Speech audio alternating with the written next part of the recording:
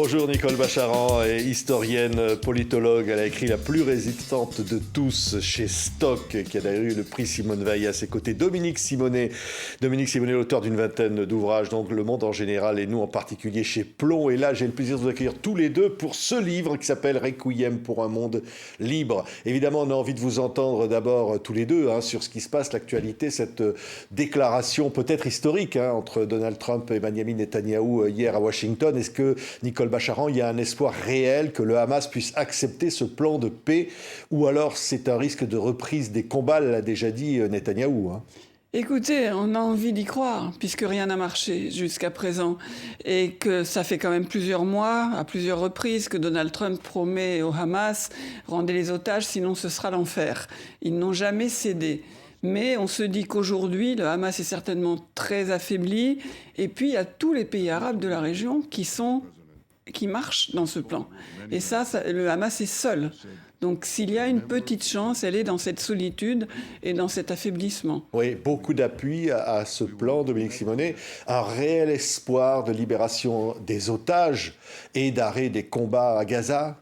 Oui, en plus c'est un plan graduel, donc il y a libération des otages, il y a une amnistie pour le Hamas, ça continue par un gouvernement provisoire et jusqu'à la constitution d'un État palestinien. Donc c'est un plan sur plusieurs années qui effectivement emporte l'adhésion des pays arabes et de Netanyahou. Donc c'est quand même une grande nouveauté. Et comme le disait Nicole, le Hamas effectivement est seul. La réponse maintenant lui appartient, mais on ne peut tous qu'avoir de l'espoir, évidemment. Oui, mais bien que Netanyahou a dit qu'il n'avait pas accepté l'idée d'un État palestinien, et qu'il a de reste condamné, sans le citer, l'action d'Emmanuel Macron à l'ONU, qui a reconnu cet État palestinien. Absolument, et Benjamin Netanyahou et Donald Trump n'en ont pas parlé hier.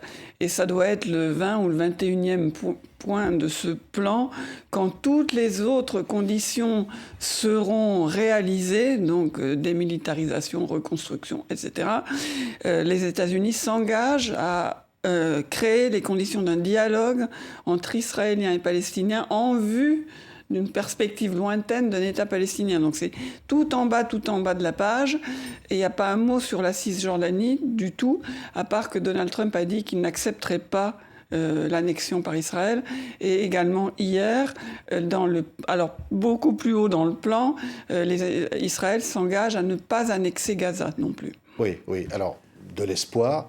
Fragile. On sent que Donald Trump aimerait décrocher le prix Nobel de la paix. Dominique Simonet, il le mérite, là, ou... Je ne sais pas s'il le mérite, mais en tout cas, ça a toujours été son objectif. Ça paraissait un peu comique au départ, mais c'est vrai que pour lui, c'est un objectif totalement important pour lui. Là, il a bien joué, et on voit bien en plus que Netanyahou, est pressé par son opinion publique, qui n'en peut plus des otages. Il y a maintenant une majorité d'Israéliens qui sont qui veulent absolument trouver une solution pour en finir. Et il y a même le chef de l'opposition à la Knesset, Lapid, qui promet de soutenir Netanyahou pour faire passer le plan. Donc il se passe aussi des choses en Israël. Donc oui, il y a des sources d'espoir. Alors c'est pas exactement le même portrait que vous faites dans votre livre, Nicole Bacharan et Dominique Simonet, un Requiem pour le monde libre, le même portrait de Trump, je veux dire, puisque vous l'intitulez Entre Trumpisme et islamisme, la tenaille totalitaire. Là, du coup, vous êtes un peu contredite, Nicole, par la réalité. Trump n'est pas peut-être le monstre que vous décrivez dans ce livre. Je ne pense pas que ça soit un monstre. Je pense que c'est quelqu'un qui a un désir réel d'être un autocrate, et d'être un autocrate parmi les autocrates. Alors il croyait qu'il avait une relation particulière avec Vladimir Poutine, il a dû réaliser que ça n'était pas le cas. Un autocrate qui peut dealer directement avec Xi Jinping, et qui aux États-Unis exprime réellement des tendances autoritaires fortes et inquiétantes. Mais ça ne veut pas dire qu'il est tort sur tout, bien loin de là. C'est un homme qui a une vision du monde, qu'on peut juger simpliste, mais qui est bien réel. Et on dit toujours, il adore l'argent, il déteste la guerre. Donc lui, il pense que la guerre, c'est du désordre, ça fait des morts, comme il le répète sans arrêt. Mais surtout, ça perturbe les affaires. Si jamais son plan peut se mettre petit à petit en place, on applaudira. Oui. On applaudira. Et alors, Dominique, vous avez écrit avec Nicole ce livre, hein, je rappelle, ça s'appelle Requiem pour le monde libre. Vous l'introduisez, hein, tous les deux, c'est un livre à deux mains, hein, vous l'introduisez en disant, au fond, on s'est retrouvé devant un monde, on est désabusé face à la situation du monde d'aujourd'hui. Et c'est vrai que vous vous êtes dit que cette grande fatigue des démocraties, et puis finalement, vous dites, cette tenaille entre islamisme et trumpisme, que comment on peut s'en sortir? Au fond, c'est ça, c'est une vision du monde où on se dit, on est coincé là, Dominique. Oui, c'est-à-dire qu'on montre à quel point on est enfermé, on vient d'en parler d'ailleurs, sur Gaza, et sur Trump, on est enfermé dans un certain nombre d'idées toutes faites. Si vous êtes dans un camp, vous êtes obligé d'accepter toutes les idées de ce camp. Mais on peut à la fois critiquer Donald Trump sur sa manière dont il secoue dans le mauvais sens la démocratie américaine et qu'il la menace même dans ses institutions, et en même temps le louer quand il fait un plan sur Gaza. Donc ce qu'on a voulu expliquer dans le livre, c'est que on est dans une forme de désarroi et toujours pris comme ça entre deux forces centrifuges qui nous ramènent tout le temps vers des positions extrêmes, à l'intérieur de nos sociétés comme à l'extérieur. Et c'est vrai qu'il y a une fatigue de la démocratie, comme vous le dites. Beaucoup de gens trouvent que Paris, Washington, c'est trop loin, ils ne sont pas écoutés, ils sont exclus, et ils ont une forme de déception vis-à-vis de la démocratie. Nous, on dit, mais non, retrouvons nos valeurs essentielles, les valeurs de l'universalisme, de l'humanisme, retrouvons-les et cultivons-les, parce que c'est ce qu'on a de plus précieux. Oui, alors vous dites, et je cite quelques-uns des chapitres de ce livre, hein, Nicole, vous dénoncez finalement les extrêmes de droite et de gauche qui, vous dites, utilisent les mêmes armes pour travestir la réalité. Vous évoquez bien sûr le 7 octobre, on va commémorer le 2e anniversaire, cette rupture de l'histoire et puis la montée du venin antisémite avec les vallées de l'obscurantisme qui sont aux portes. Voilà le monde que vous décrivez dans ce livre. Et c'est un monde dans lequel, je pense, beaucoup de gens comme vous, comme nous, ne sommes pas à l'aise, se sentent perdus, ne se sentent plus chez eux, justement à cause de cette force des extrêmes de chaque côté. Mais je pense que la majorité des gens se situent entre ces extrêmes et n'ont pas envie de s'identifier à l'extrême gauche ou à l'extrême droite, pour faire simple, qu'elle soit française ou qu'elle soit à l'étranger. Et c'est vrai que je pense qu'il faut reconnaître ce qui se passe, également le fait que Trump secoue les alliances, hein, que l'Europe ne se sent plus protégée comme elle a pu l'être à un moment, mais en disant, mais c'est pas perdu. Si on est lucide, si on se rend compte à la fois du fait que nos démocraties ont déçu et qu'il faut qu'elles remplissent davantage leur rôle et qu'il y ait moins de gens qui sont abandonnés sur le bord de la route, mais qu'également les valeurs sur lesquelles elles sont fondées, c'est ce qui fait le prix de la vie.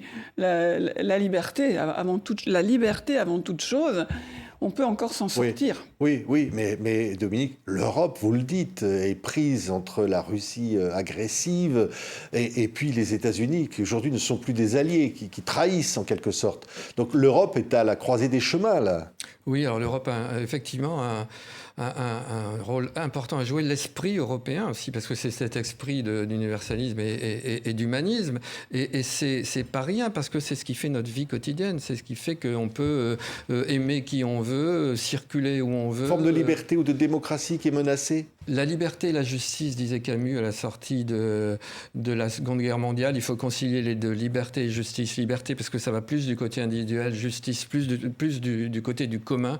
Et les deux, il faut tenir ces deux choses comme les choses les plus précieuses que nous avons, parce qu'il y a effectivement des menaces et il faut savoir identifier les menaces. Et Vladimir Poutine est une menace et l'Europe doit réagir. Elle doit réagir peut-être avec plus de vigueur qu'elle ne le fait aujourd'hui. Menace sur la démocratie, vous dites au fond, vous dénoncez l'international des populismes. Vous dénoncez aussi la montée du wokisme, c'est-à-dire qu'il y a quelque part un affaiblissement des démocraties européennes.